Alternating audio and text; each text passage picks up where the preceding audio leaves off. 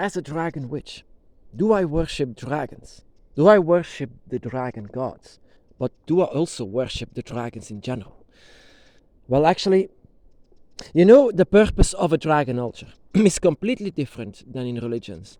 The purpose of a dragon altar is your creativity all put together so that you can show in a physical way what you feel about the dragon. A dragon altar isn't made for worship the dragon. A dragon altar is a tool to talk to the dragon. It's supposed to be and become an opening to the dragon realm. So it doesn't have to be empty. When you go inside of a religious church or things like this and you see an altar, in fact, most of the time it's empty. Because they always repeat the same rituals that are very, very empty. But in front of your dragon altar, it shouldn't be that you worship the dragon in front of it, simply because the dragon doesn't want that. I learned this ever since I seen the dragon. I felt the dragon. Every time in the beginning, I always worshipped the dragon as like I kneeled down. I wanted to be lower than them because I wanted to kneel down and become lower than them. But it's always that the dragon said, don't do this. Don't do this. You shouldn't do this. Because we are on equal level, the dragon and you. You are on equal level to the dragon gods as well. That is why also the dragon gods doesn't demand and not even ask for worship. They ask only to be recognized. And that is where the dragon altar purpose is for. The dragon altar is for talking to the dragon, for you having your little place inside of your home or maybe in your garden so that you can talk to the dragon. That is the purpose of a dragon altar. So that you also put your creativity in it. The more creativity that you have, the better, because for example, if you want to do a ritual for the dragon, it is not written down. It is something that you have to do out of your creativity and how you feel for the dragon. That needs to be visualized. That needs to be shown to the dragon. In the end, all of the items that you have on your dragon altar, all the things, it can be cheap. The cheaper, the better, of course. My altar, for example, all of that is on it. At most, costed me €50. 50, and that was spread all over the years. Not more than that. In fact, it has also a lot of attributes of nature on it, so that didn't cost me anything. But I wanted to do I wanted to put something of myself on this dragon altar, and that is what it's supposed to be. That you put yourself on this dragon altar, and that you connect with all of your dragons on this altar. That is the purpose of it. But do I actually worship the dragon? Yes, I do worship the dragon, but not for a religious reason. I do worship the dragon because I felt a connection with them. I felt love for them. And this is actually why I do worship the dragons and the dragon gods as well. All like a family. They are like a family. So this dragon altar, it doesn't make sense that you make it out of worship so that you get some things in return. This dragon altar that you make is not made for true worship like they do in religions. We are not following a religion. The dragon's path is a spirituality that is left-handed. Everything that you do is last minute. So some people say, how does this ritual go? I don't know. I don't know. Some rituals are written down in my book of Dragon Shadows, but it doesn't make sense to say to you. And that is why some people are very disappointed with this channel, because I'm actually not saying a lot of rituals, because I'm afraid that I push you in the wrong way. This is a ritual that I did. This is a ritual that I did last minute. This is my visualization. This is my spirit that lives inside of this. That is why I say every path is different, so that you put your soul and spirit on your dragon altar and inside of your rituals that you do. You become a dragon witch because you want to be yourself, because you are actually a kind of rebel on this earth. Everyone says that you have to follow something that the others follow. Well, you follow something completely of yourself, your own visualization, your own will, your own desires. So yeah, if the question is that if I worship dragons, yes, but not in a religious way, more in a loving way. You know, that is something that the dragon god of Mexico, Quetzalcoatl, as well.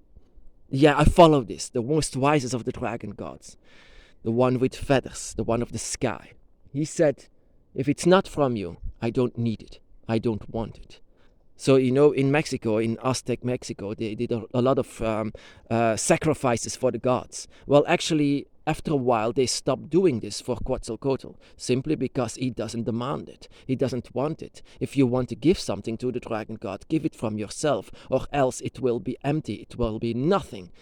So they had a lot of altars for him, for Quetzalcoatl, but these altars were spilled in blood, all in his name.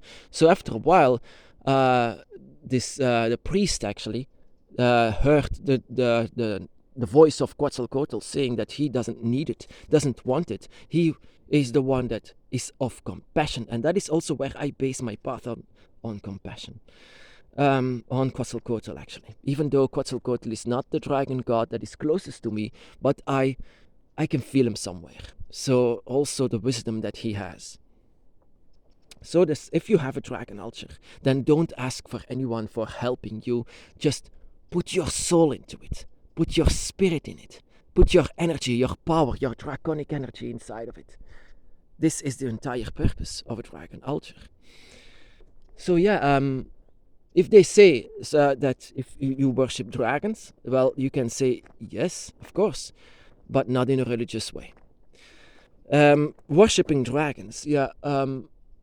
In the beginning, I actually did this because I wanted to be lower than the dragons. I wanted to be lower because the dragon is... When the dragon appears, most of the time, they appear in the same height as you. Or sometimes a bit bigger. But not, but much different than this. But in this bow that I had, I wanted to be lower than them because I'm just a human. And a human is something that I always felt to be lesser than the dragon.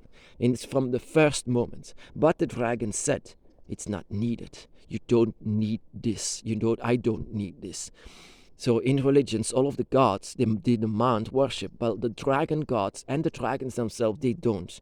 You are on equal level to the gods. You are on equal level to the dragons.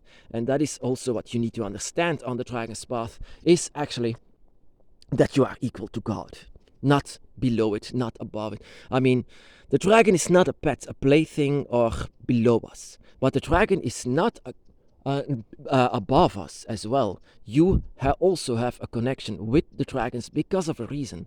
The dragons, there is a child living inside of you. A child. You can see a baby dragon. That is as well as this is a son or a daughter that lives inside of you. Of a god, of a dragon god.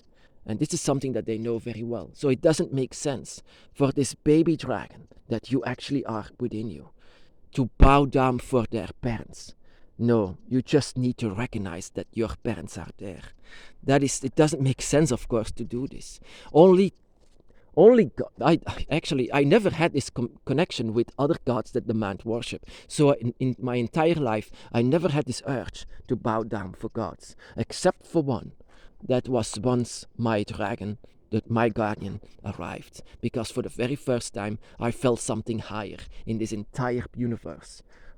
But in fact, the dragon taught me on my dragon altar, so that I can feel, that you can feel, this divine energy that lives within you. This energy that is on equal level to the gods. So if you want to have a dragon altar, so put your energy in it. Put your creativity in it. Actually, put in your entire path, put your creativity in it. Because the dragon wants to hear and wants to know from you. Wants to know everything from you. So if you want to do something for the dragon, just show yourself to the dragon and all of the creativity that you have. If you want to do something for the dragon, then sing a song. Then, for example, draw a drawing, or just put a candle in front of it, or maybe something different. Just use your creativity for your entire path, so that you and your dragon can be on this world, living for each other, by each other, on each other's side. The dragon as well is also a philosophy and a way of living. So every single day you live with the dragon by your side, and also with the philosophy of the dragon by your side. Everything. This is your path. This is your journey. So if you want to have an altar, keep in mind this is going to be a very unique altar. If just there is no dragons on it, but there is nature on it, and it reminds you of the dragon, you can feel the dragon in it, then this is your unique altar. And you might as well worship the dragons, but worshipping them because you love them.